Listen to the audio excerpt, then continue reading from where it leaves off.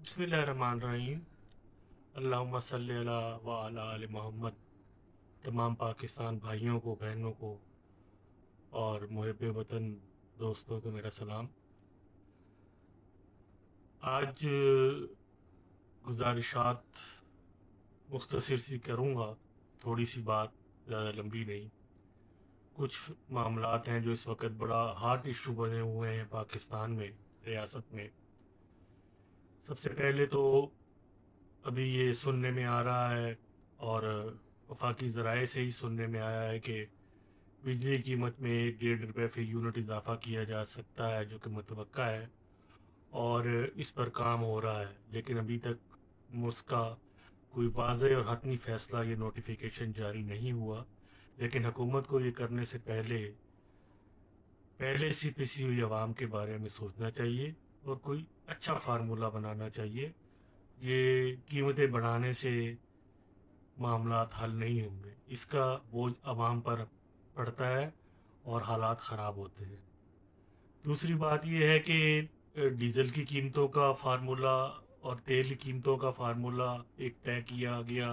वफाकी वज़ीर की तरफ से बयान आया कि रोज़ाना की बुनियाद पर नेपरा अपना ओगरा जो है वो डीज़ल की और तेल की कीमतों में रद्दोबदल का पर नज़र रखे, उस पर मॉनिटरिंग करे। देखें, तेल और डीज़ल अब हर आदमी की ज़रूरत है। एक कार वाले और घर वाले, मोटरसाइकिल से लेकर ज़राअत, किसान के लिए बहुत ज़्यादा अहम ज़रूरत है। किसान की तो पहुंच से बाहर हो चुका है मामला।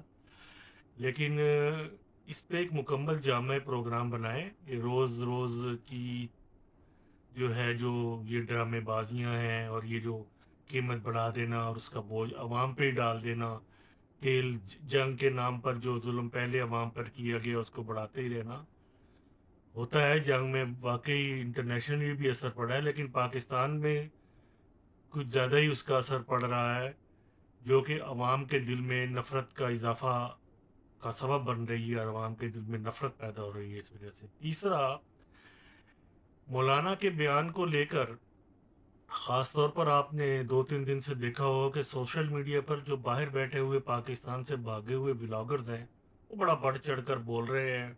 कोई उसको ड्रामाबाजी कह रहा है, कोई उसको कह रहा है कि ये असल है और हकीकत है, कोई इसको कह रहा है कि फ़ौज मौलाना को जानबूझ के ये बयान दिलवा रही है, और कोई ये कह रही है कि वो चाहती है कि इमरान खान का जो है वो वोट है उसको कम किया जाए और मौलाना की जो है वो मोहब्बत को खैर KPK में बढ़ाया जाए इस्टेब्लिशमेंट से, क्योंकि आजकल अवाम की कुछ नाराज़गियाँ हैं, कुछ अवाम थोड़ी सी दूर है इस्टेब्लिशमेंट से कहने को। लेकिन अवाम के दिलों में इस्टेब्लिशमेंट एक अलग बात, लेकिन जो फ़ौज ख़ास तौर पर है उसकी मोहब्बत कभी भी कम नहीं हो सकती, क्योंकि वो लोग आवाम के लिए, हमारे लिए, आपके लिए जानें कुर्बान कर रहे हैं।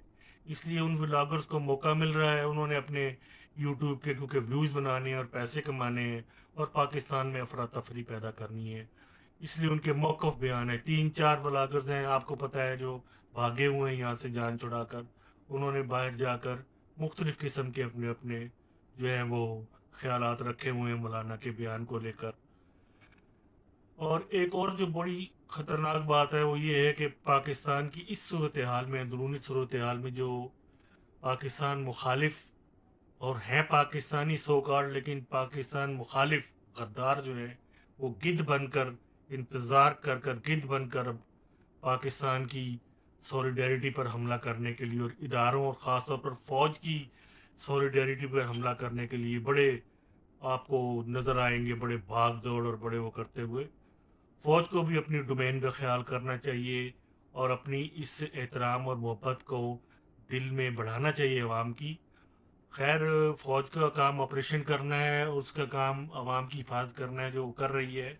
बलूचिस्तान में या KPK में या जहाँ कहीं भी ऑपरेशन हो रहा है, वो पाकिस्तान से मोहब्बत करने वालों के साथ नहीं हो रहा। वो पाकिस्तान के ख़िलाफ़ हथियार उठाकर और पाकिस्तानी अवाम को और बेगुनाह अवाम को, मज़दूरों को शनाख्ती कार्ड देकर मारने वालों के खिलाफ हो रहा है। उसकी आड़ में कुछ बेगुनाह लोगों को मारा जा रहा है। इस सिलसिले में सबसे बेहतरीन तरीका हमेशा की तरह मैं यही कहूँगा कि सियासत है, सियासतदानों को इन्वॉल्व करें, नाराज़ सियासतदानों को ख़ास तौर पर, آپ ان کے گھر میں جا کر ان سے ملیں، انشاءاللہ وہ آپ کو ویلکم کریں گے۔ بلوچ اور پٹھان کی یہ خوبی ہے کہ وہ گھر آئے مہمان کو قتل تک معاف کر دیتے ہیں، تو ان سے بیٹھ کر جب بات کریں گے، ان کو انگیج کریں گے، ان کو ملیں گے، ملائیں گے، ساتھ بٹھائیں گے، تو انشاءاللہ اس کا بڑا اچھا حل ہمیں ملے گا۔ یہی چند گزارشات تھیں، اور پاکستان کے لیے مل جل کر کام کریں اور سوچیں، اور اس سارے سینیریو کو دیکھیں، یہ تانے بانے، کیونکہ پاکستان کو بین الاقوامی محاذ پر بڑی کامیابیاں حاصل ہوئی ہیں اچانک، جس کی وجہ سے یہ اندرونی طور پر سارا معاملہ خراب کیا جا رہا ہے۔ لہٰذا پاکستانیوں ہمت رکھو، انشاءاللہ تعالی ہم پاکستانی ہی پاکستان کو بچائیں گے، اور ہم پاک فوج کے ساتھ ہیں، ہم پاکستان کے اچھے سیاستدانوں کے ساتھ ہیں، ہم پاکستان سے محبت کرنے والوں کے ساتھ ہیں۔ میرا، آپ کا اور ہم سب کا خدا حامی و ناصر۔